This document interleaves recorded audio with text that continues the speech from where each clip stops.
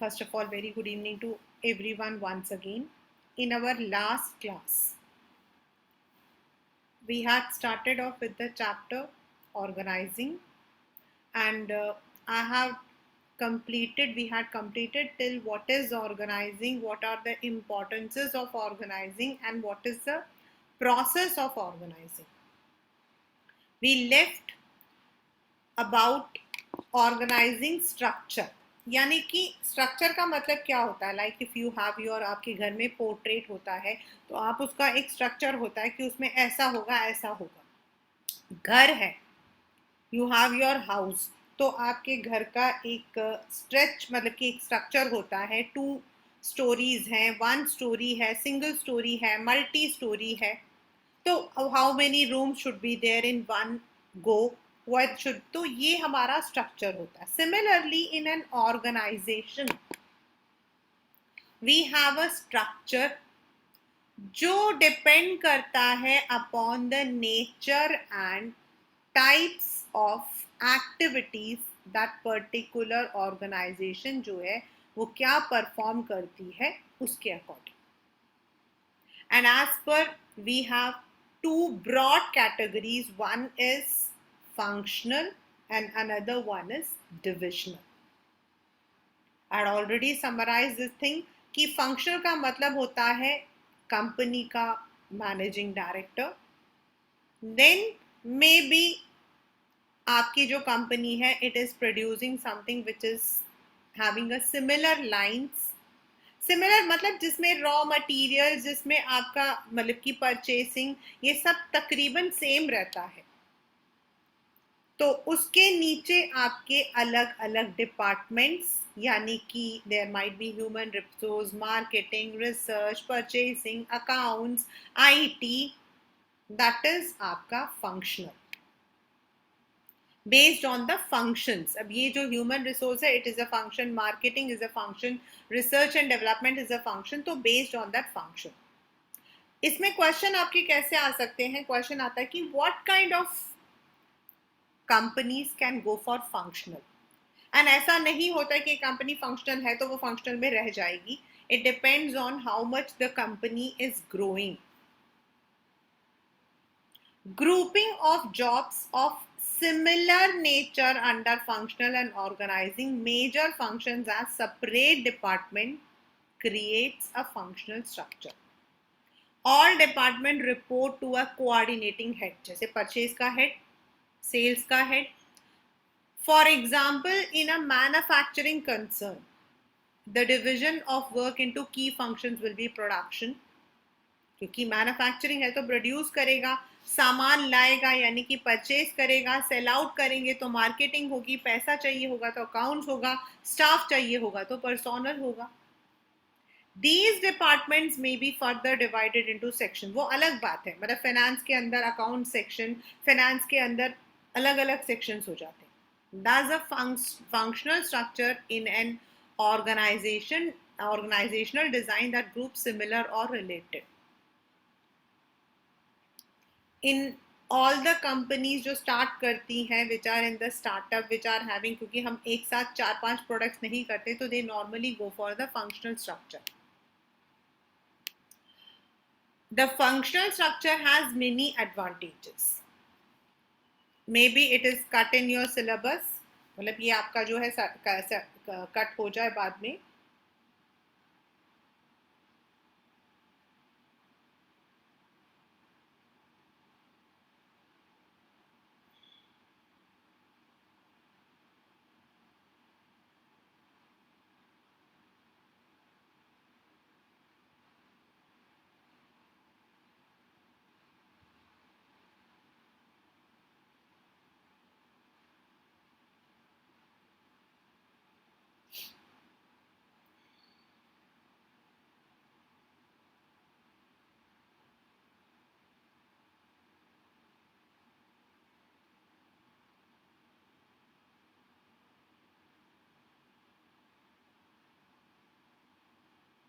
Yes, it is there in your syllabus. Describe the functional, divisional, explain the advantages, disadvantages, suitability, formal and informal. There, everything is there. Okay, because last year this was cut. Now, what is the functional structure about? As I said, it is based on the kinds of functions performed. A functional structure leads to occupational specialization, यानी कि production वाला जो है, जो उसका काम है, that particular emphasis होगा उसके लिए, यानी कि anything which is related to production activity, उसमें जो है they create the efficiency and utilization of manpower within the development. It promotes control and coordination. Organizing itself promotes control and coordination. It helps in increasing managerial and operational. हाँ, ये बहुत ज़रूरी होता है, क्योंकि एक इंसान जिसको प्रोडक्शन के बारे में सब कुछ पता होगा, a person who is well versed with production department, any department, let us say, why should product, the person who is expertise in his department, वो अपनी efficiency हमेशा ज़्यादा रखेगा, क्योंकि उसे पता है, he will be knowing और unknowingly also उसको बहुत सारी चीज़ों का जो है knowledge रहता है. It leads to minimal duplication of efforts, which results in economies of scale and thus lowest cost. पता है कि all the function under production will be put into this. Everything which is related to buying, that would be under. तो इससे क्या होगा कि काम दो जगह नहीं होगा. परचेज डिपार्टमेंट का काम पूरा परचेज का है. It makes training easy, क्योंकि हमें तो उसी पे करना है. हमारी company is dealing with that only. उससे रिलेटेड जो भी हमारे फंक्शंस हैं, we have to work on only those skills. It ensures that different functions get due attention. But of course functional has certain disadvantage and every company has to consider it.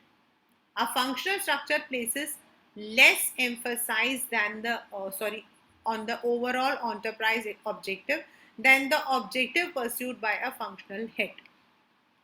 Such practices may lead to functional empires wherein importance of a particular function may be overemphasized. यानी कि कई बार क्या होता है, production वाला कहेगा जब तक हम प्रोड्यूस नहीं करेंगे तुम सामान थोड़ी कर सकते हो. So maybe only one particular unit is getting more importance. Pursuing departmental interest at the cost of organizational interest can also hinder interaction between two or more. मतलब आपस में कॉन्फ्लिक्ट रहना बहुत ही जायज होता है. It may lead to problems in coordination as information has to be exchanged across functionally differentiated departments.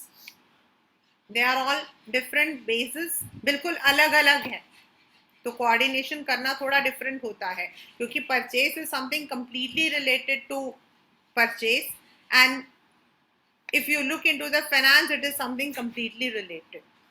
A conflict of interest ये सबसे ज्यादा होता है. हर डिपार्टमेंट जो है अपने टारगेट्स को, every department has their own targets. So every department wants, purchase department का है कॉस्ट एफिशिएंसी, सेल्स का है मोर एग्रेसिव सेल्स, तो वो कहता है मुझे पैसा दो. परचेज कहता है कॉस्ट एफिशिएंसी है, मुझे जो है टाइम से दो. So there is always a conflict of interest that may be there when the interest of two or more departments are not compatible. For example, the sales department insists on a customer friendly design. Production जो है वो नहीं approve करेगा, वो कहेगा कि ये जो customer friendly है, it is too much costly. They may not agree. Sales department is directly dealing with the consumer, तो वो कंज्यूमर की उसको बताएगा. Such dissension can prove to be harmful in terms of fulfilment of organisational interest. Inter departmental conflicts also are there, क्योंकि separate responsibility नहीं है. It may lead to inflexibility because people with same skill and knowledge base may develop a narrow perspective and thus have difficulty in appreciating, क्योंकि सभी उसी से है. everything who is from the purchase department is under purchase. मेरे को ज्यादा पता है, I know better than you, I am also in the same field, I am also मैं भी इसी से हूँ. Functional heads do not get training for top management because top management में कौन जाता है? A person who is having different areas. अब प्रोडक्शन वाला जो हेड वाला होता है वो सिर्फ प्रोडक्शन को जानता है, मार्केटिंग वाला सिर्फ मार्केटिंग को जानता है, बट कंपनी को चलाने के लिए हमें सब कुछ जानना जरूरी है. So sometimes it also happens. Now suitable when the size of organization is large, has diverse activities and operation require high degree of specialization. Means even under the divisional also functional आता है. That is why it is said जहाँ companies में अलग अलग production अलग अलग जो है सामान बन रहा है तो वहां पर अलग अलग डिपार्टमेंट बनाना पड़ता है, उसके लिए अलग फंक्शन रखना पड़ता है. Divisional, this is the one. Managing director, ये आपके अलग अलग डिविजन हैं. कॉस्मेटिक का डिवीजन है, गारमेंट का डिवीजन है, फुटवेयर का है, स्किन का, मतलब that depends on the company. अब कॉस्मेटिक के फंक्शनल है, कॉस्मेटिक का ह्यूमन, कॉस्मेटिक का मार्केटिंग, कॉस्मेटिक का रिसर्च, कॉस्मेटिक का परचेज. गारमेंट का ह्यूमन, मतलब कि ये जो 4 डिपार्टमेंट्स हैं नीचे जो बने हुए हैं, ह्यूमन, मार्केटिंग, रिसर्च, ये सभी डिविजन के अंदर अलग अलग होंगे. कॉस्मेटिक के अपने 4 होंगे, गारमेंट के अपने 4 होंगे, फुटवेयर के अपने 4 होंगे और स्किन केयर के अपने 4 होंगे. This will be a large hierarchy. Many large organizations with diversified activities are reorganized and they have themselves reorganized from simple basic function towards a division. Specifically where the enterprise has more than one category of production. This is because although every organization performs a homogeneous function as it diverse varied product categories, लेकिन ज्यादा होती है. अब अगर दो एक ही department जो है, it is managing cosmetics also, it is managing skin care, sorry, it is managing textiles also, it is not possible. क्योंकि जो हेड होगा वो किसके तरफ जाएगा. हम लोगों ने पढ़ा था प्रिंसिपल्स ऑफ मैनेजमेंट में यूनिटी ऑफ डायरेक्शन. तो एक टीम को एक ही चीज पर ध्यान करना चाहिए. So that is not possible when you are having varied products. In a divisional structure, the organizational structure comprises of separate business unit or division. मेरा कॉस्मेटिक पूरा अलग है एक. Each unit has a divisional manager responsible for performance of the entire unit. Generally, manpower is grouped on the basis of different products manufactured. Each division is multifunctional because within each division, production, marketing, finance, purchase, यानी कि मैंने अभी आपको जो बताया कि ये जो 4 होंगे ये हर एक में होंगे. हो सकता है किसी में किसी चीज की जरूरत ना हो, but most of the functions will be there under division. Like Reliance India है, I'm taking the example, Chhath से मुंह पे आता है, Reliance है. तो Reliance is having petrochemicals, it is having textiles, it is having electronics, it is having FMCG goods. Now petrochemicals में जो आपका पैसा लगता है, रॉ मटेरियल्स हैं, वो सब बिल्कुल अलग है.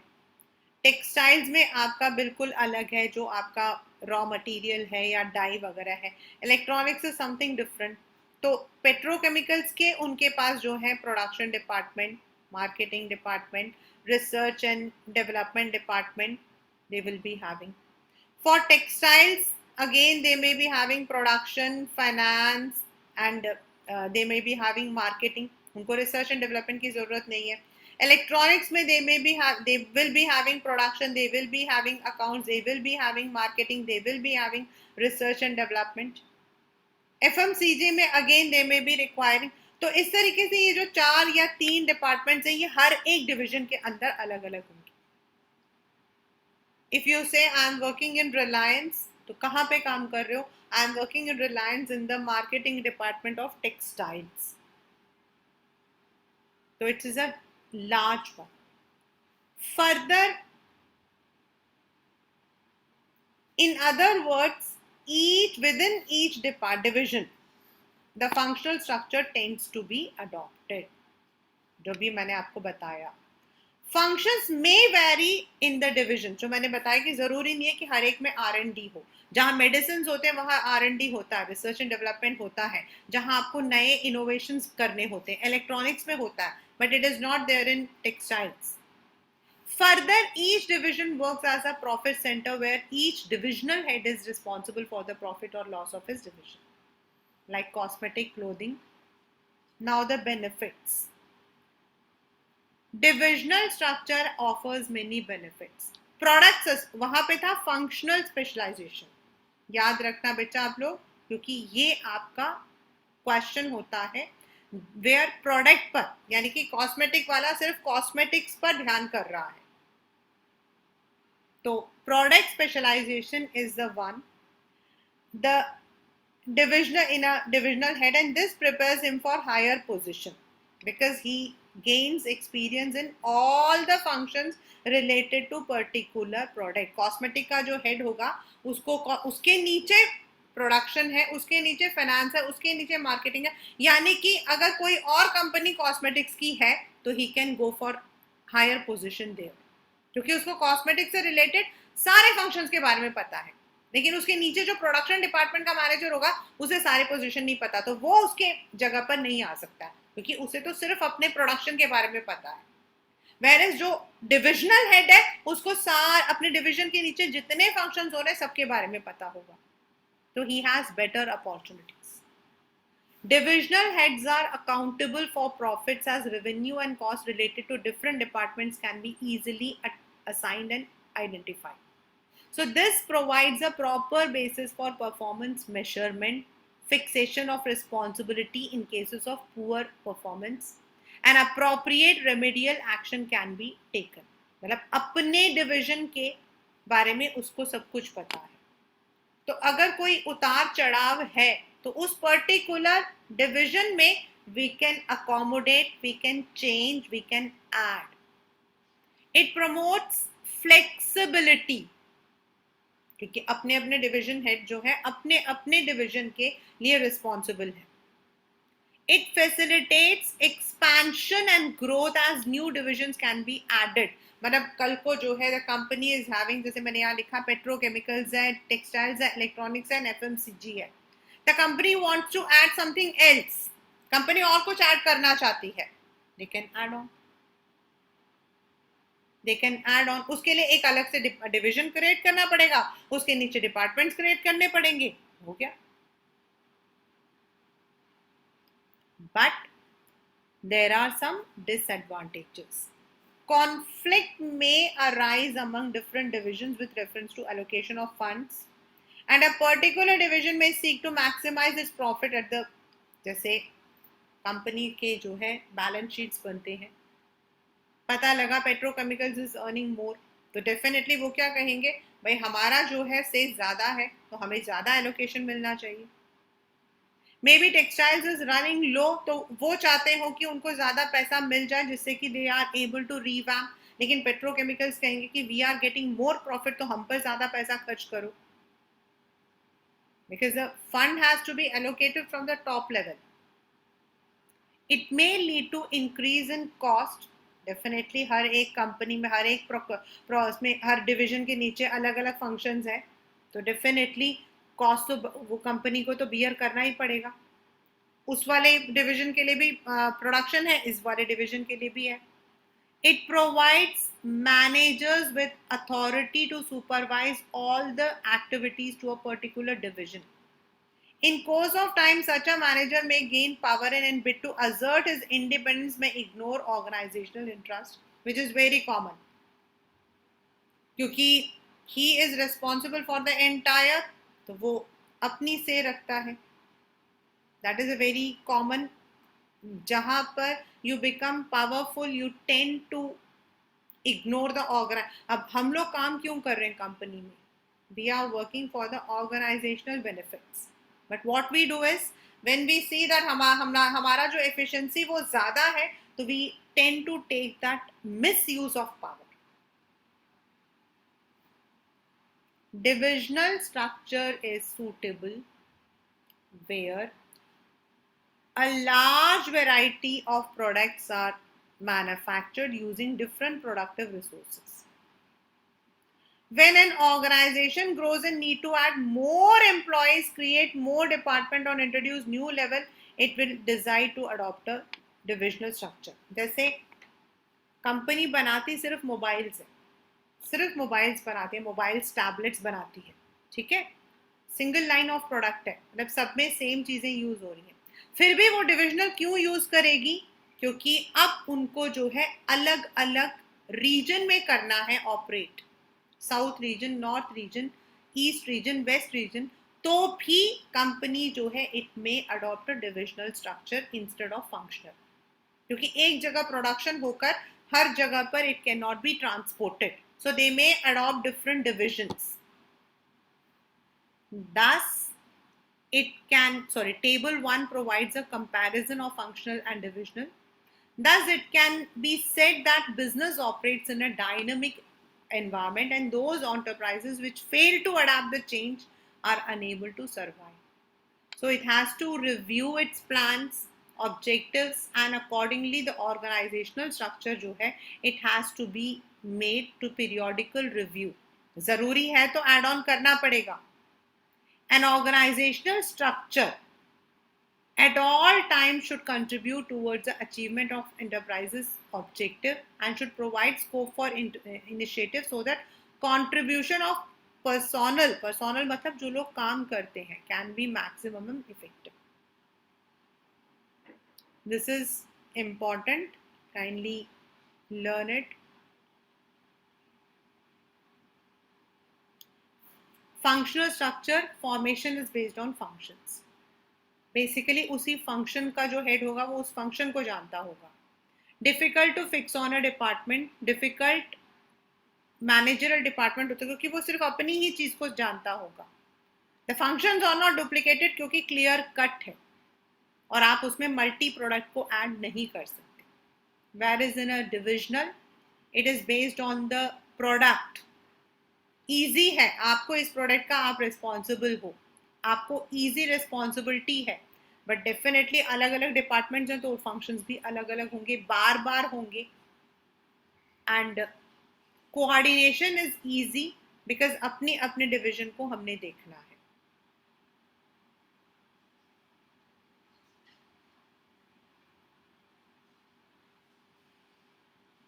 This is a one. ये देखिए फंक्शन में मुंबई करके उन्होंने अलग अलग बनाया है.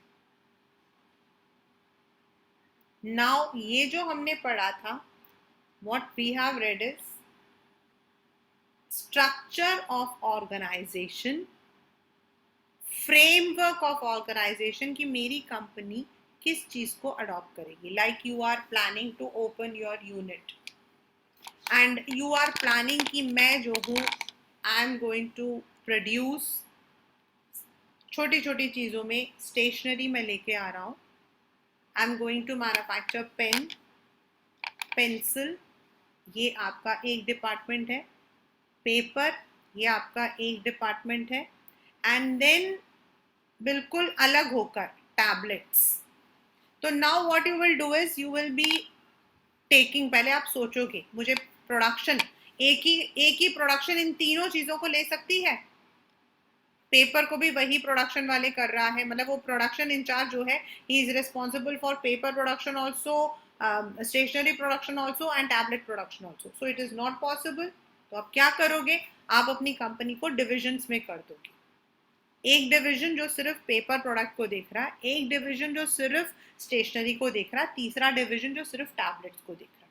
अब उसके नीचे आपको कौन कौन से फंक्शंस की जरूरत है. पेपर में आपको क्या क्या जरूरत है. पेपर में आपको डेफिनेटली परचेज की जरूरत होगी क्योंकि रॉ मटेरियल आएगा. प्रोडक्शन की जरूरत होगी क्योंकि आपका रॉ मटेरियल कन्वर्ट होगा into production. Then you will require finance जो आपको पैसा देगा. Then you will require IT जो आपको डिजिटली आपको हेल्प करेगा. Then you will also require HR जो स्टाफ प्रोवाइड करेगा. यू डोंट रिक्वायर मार्केटिंग क्योंकि आपको पेपर को मार्केटिंग के थ्रू नहीं, selling sales department, purchase and sales के अंडर आप डाल सकते हो. Whereas in a tablet आपको प्रोडक्शन भी होगा, फाइनेंस भी होगा, मार्केटिंग भी होगा, रिसर्च एंड डेवलपमेंट भी होगा कि अपने प्रोडक्ट को मैं कैसे इनोवेटिव और बना सकूं. तो you will be having different.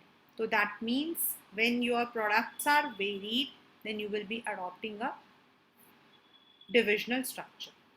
तो ये जो हमने स्ट्रक्चर बोला ना, दिस इज द फ्रेमवर्क कि मैं अपने काम को कैसे बांटूंगा, how I will be distributing my work and grouping it into similar activities.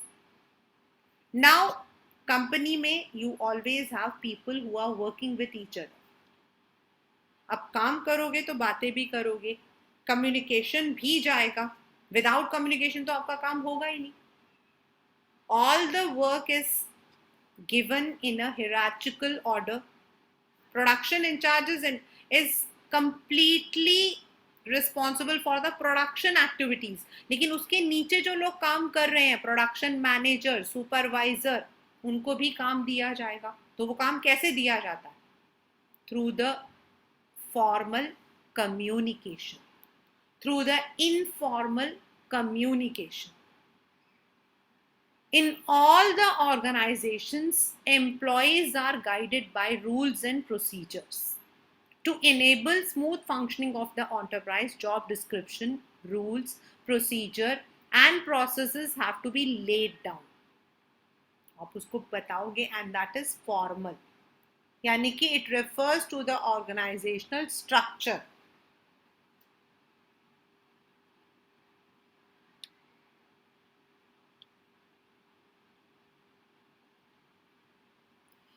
Which is designed by the managerial management to accomplish the particular task. And it specifies clearly the boundaries of authority, कौन authority है, कौन responsibility है, and systematic coordination. The structure in a formal organization can be functional or divisional, क्योंकि that is how it specifies the relation, कौन काम करेगा, कौन किसको रिपोर्ट करेगा.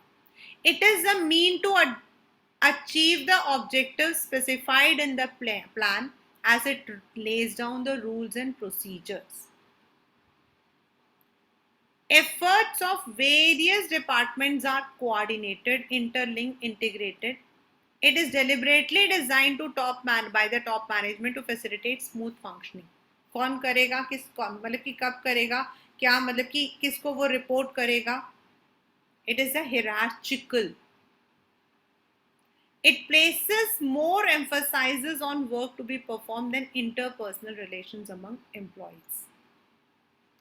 Formal organization is informal. It is easier to fix responsibility since mutual relations are clearly defined. A is the supervisor, B is the subordinate. There is no ambiguity, means confusion in the role that each member has to play. Unity of command is maintained through established chain of command. One boss, one subordinate. It leads to effective accomplishment of goals by providing a framework for the operations to be performed and ensuring each employee knows the role.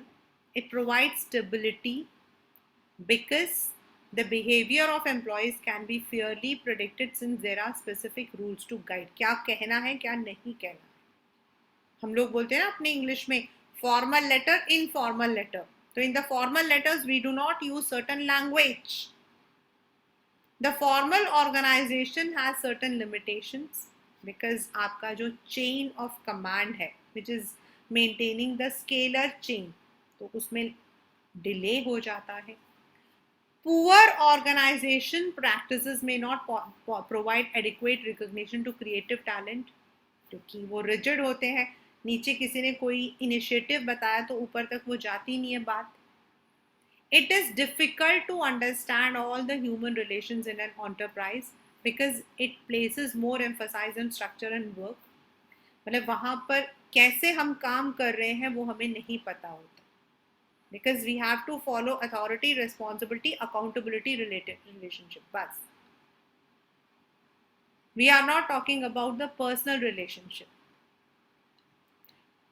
Now informal interaction among people gives rise to network of social relations, which is called as informal. Means जहां हम आपस में एक दूसरे से बातें कर रहे हैं, a general chit chat. Informal organization emerges, मतलब इनफॉर्मल को हम बनाते नहीं है, हमारे यहाँ चिट चैट के लिए ये बॉक्स है, चिट चैट के लिए ये रूम है. फॉर्मल को तो हमें बनाना पड़ता है. This is the authority, this is the subordinate, this is the line of command, this is the scalar chain. ऐसे आपको इनको बताना है. ये मतलब कि रिस्पॉन्सिबल है, अगर आपसे काम नहीं हुआ तो you have to report to this, ये आप बता रहे हो. बट इनफॉर्मल ऑर्गेनाइजेशन स्पॉन्टेनियसली आ जाता. When people have frequent contact, they cannot be forced into rigid formal structure. So based on the interaction and friendship, they form the groups. कई बार common interest के groups बनते हैं, like Sunday को cricket match, meet in the cafeteria in the coffee for dramatics. It has no written rule. It is fluid in form and scope. Fluid मतलब जैसे मर्जी बन जाएगा. Means there is no proper moral और ethics. An informal organization originates within the formal because of the personal relations. The standard of behavior evolved from group norms rather than officially laid, क्योंकि वो तो आपस में दोस्त हैं. Independent channels of communication without specified direction, मतलब कोई किसी से भी बात कर सकता है. It emerges spontaneously. It has no definite structure or form. मतलब इसको यही बात करनी है, इसको ऐसा ही बोलना है, ऐसा नहीं होता. आपके इनफॉर्मल के disadvantages are more important than उसके फायदे. याद रखना. The informal organization has a prescribed lines of communications are not followed. तो natural है कि कोई भी चीज़ है, अब मेरे मुंह में नहीं रहा, मेरे पेट में नहीं पचा, and I told it to someone else. It may lead to problems. कभी कभी कंपनी के बहुत important decisions होते हैं. It helps, but फायदा क्या होता है? हम एक दूसरे से अपनी बात को जल्दी बताते. इन फॉर्मल कम्युनिकेशन आपको लिख कर एक पूरे स्केलर चेन में देना पड़ता है, which may take delay. In informal it is not like that. You can just call your friend and tell him मुझे काम चाहिए. It helps in fulfilling the social needs of the members and allows them to find like-minded people. अच्छा लगता है. In many companies like Infosys, Wipro, they have formed, मतलब आप group में मतलब उन्होंने अपना बना रखा है. Like they have the cricket club, they have the dramatics club, they have the dance club. You can enroll और वहाँ पर आपको अपने जैसे कई लोग मिल जाएंगे. You can enjoy.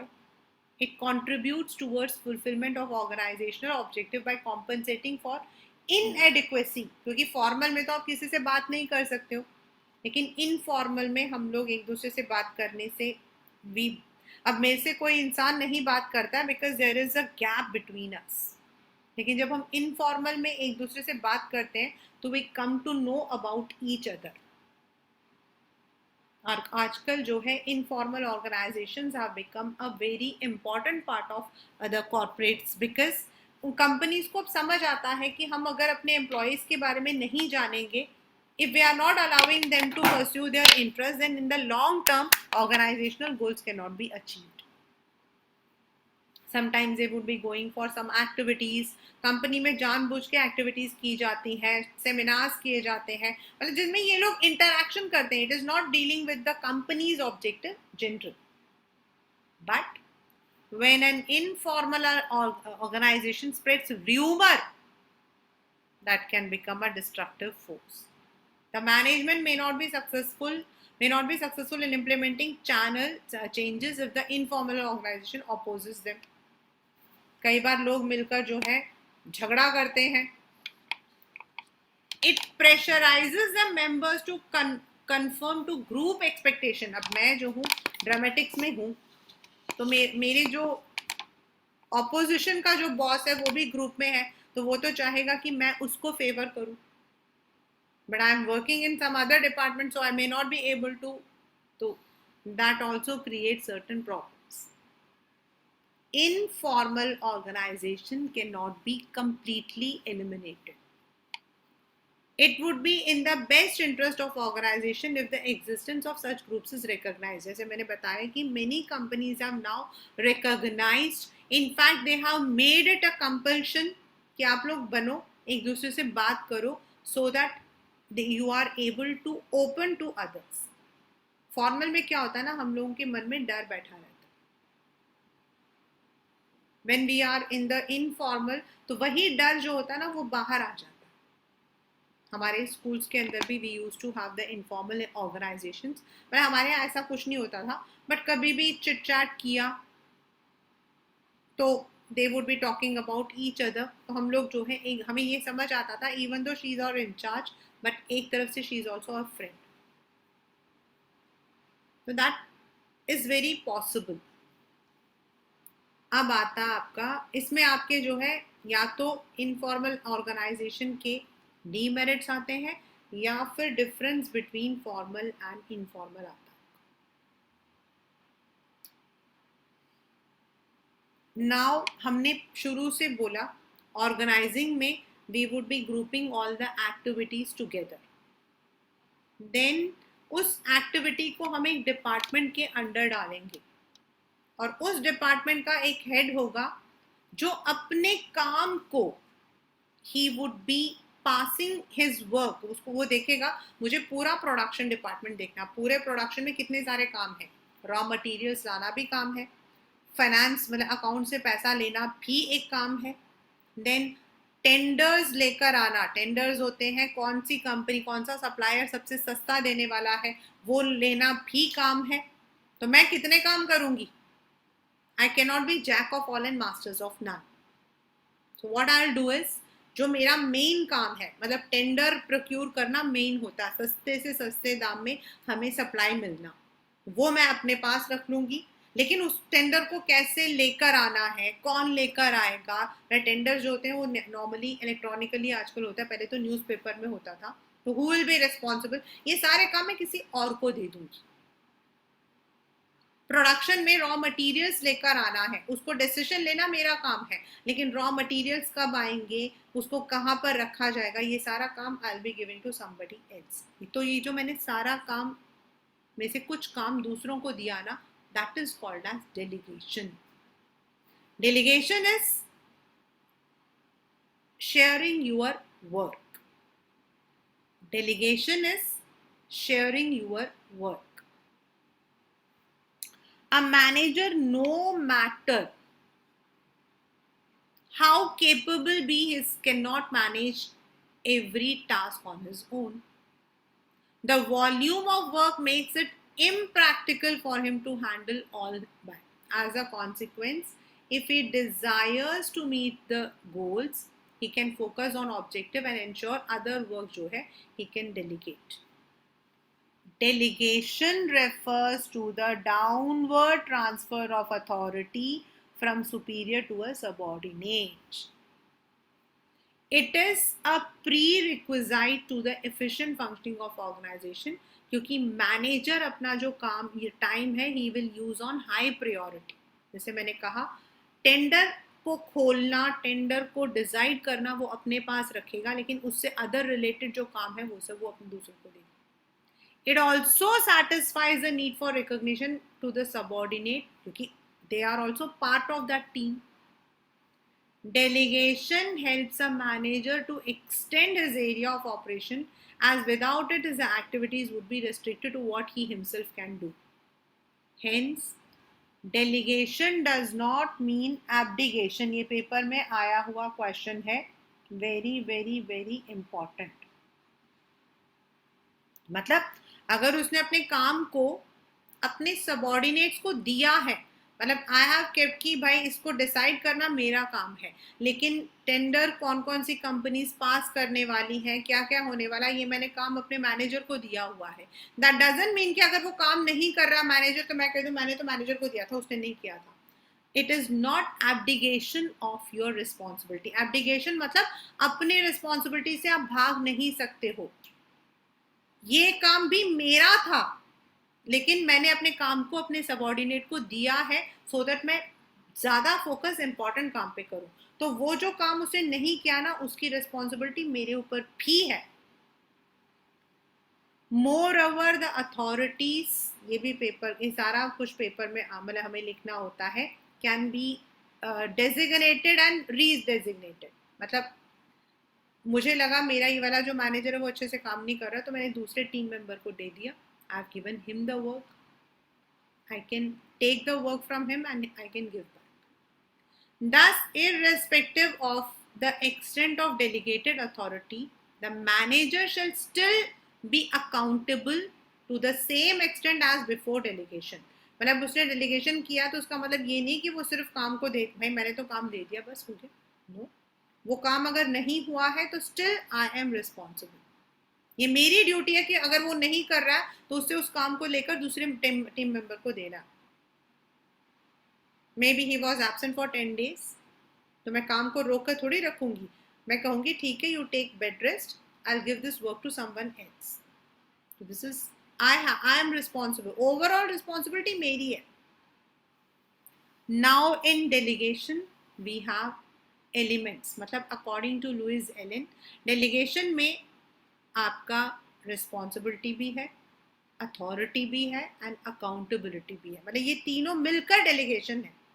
I am having the authority to give my work to my authority of giving my work to my subordinate. But my subordinate is both responsible and accountable for the work. तभी वो काम पूरा हुआ है. Authority refers to the right of an individual to command his subordinate and to take action within the scope of his position.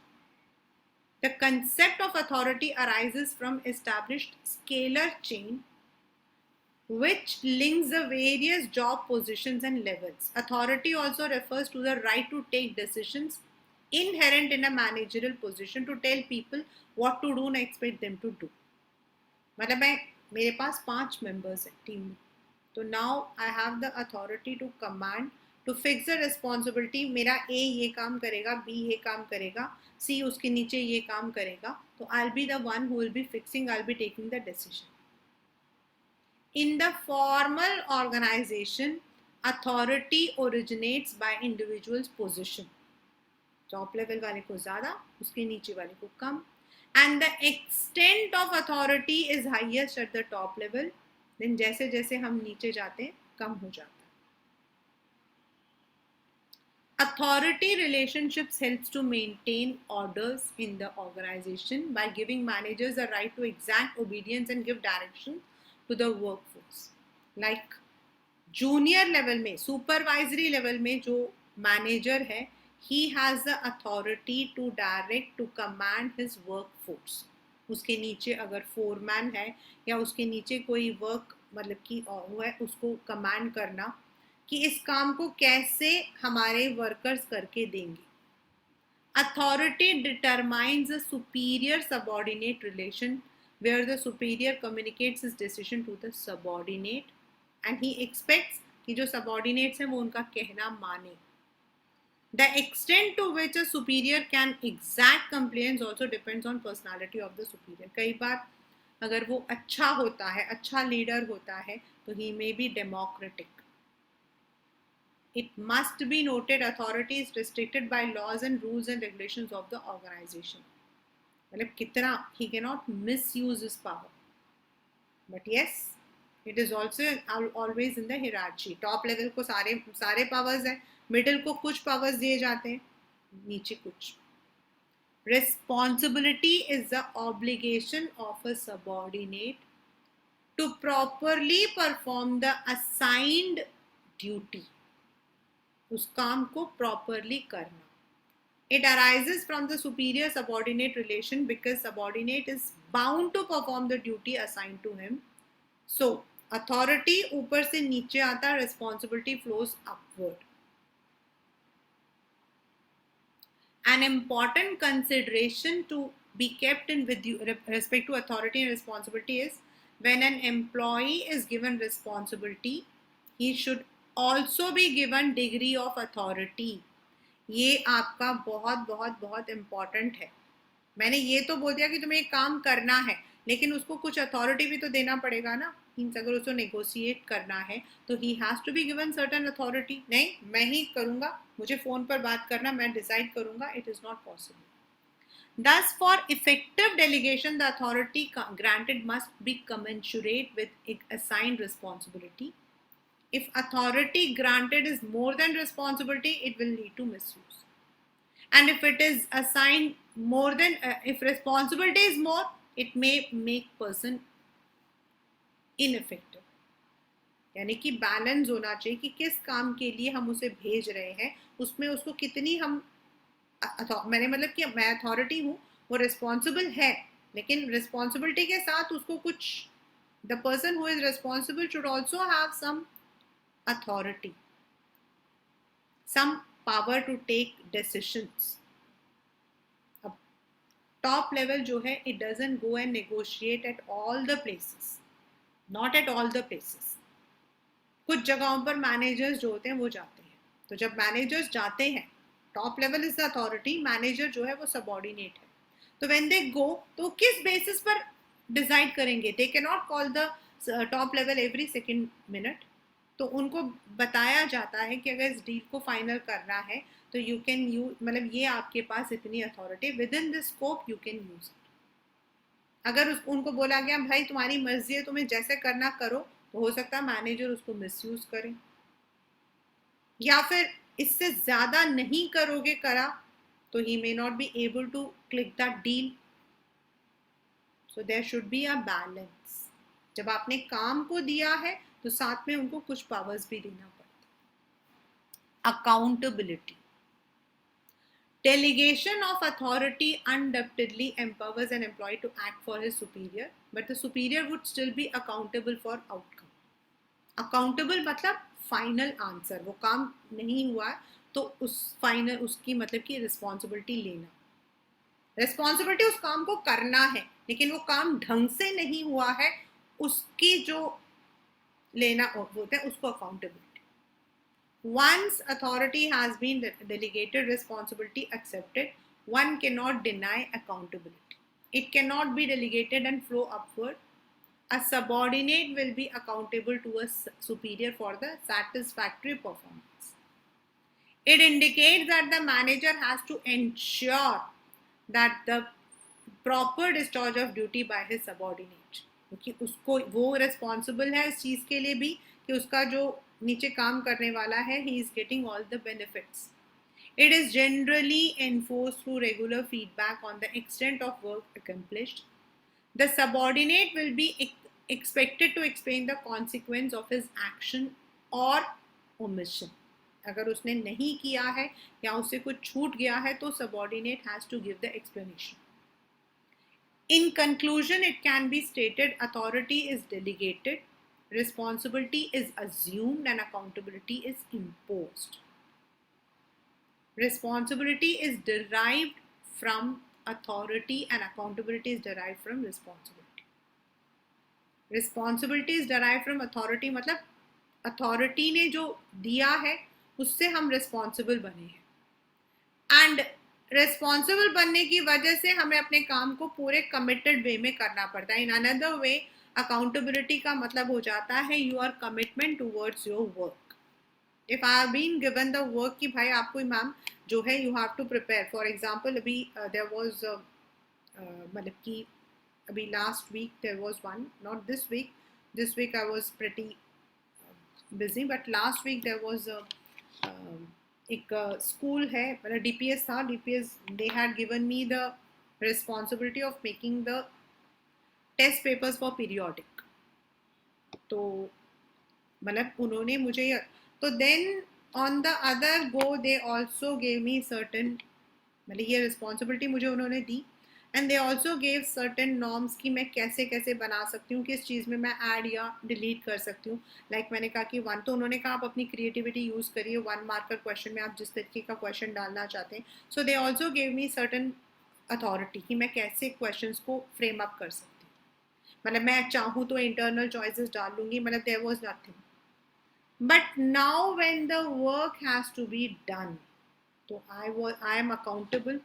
काम वो question paper ढंग से बन के आना, it should satisfy the management of that particular school. उन्होंने जो मुझे नॉर्म्स दिए हैं, it should be according to that. There should not be any deviation. So जो रिस्पॉन्सिबिलिटी मुझे दी गई थी उससे मेरी कमिटमेंट आ जाती है, that is accountability. And these three are the elements of delegation. Ma'am, With this, we we have will to end write up them in a today's session. specific order only. In the next, we will be completing importances of delegation, as well as one of the another topic, that is decentralization. And जब delegation के अंदर आपको authority दी है to take the decision, तो how that decision can be taken is decentralization. And difference between delegation and decentralization. And ये जो delegation and decentralization वाला जो topic है under organizing is one of the most important topic. And in fact I can say that process of organizing is very important. Then delegation and decentralization are more important. Difference between formal and informal वाला जो है वो आपके फिर भी उसमें आ जाता है. It comes under what you call as there is a choice. But delegation और decentralization वाला जो टॉपिक है, more or less it is always added in the papers.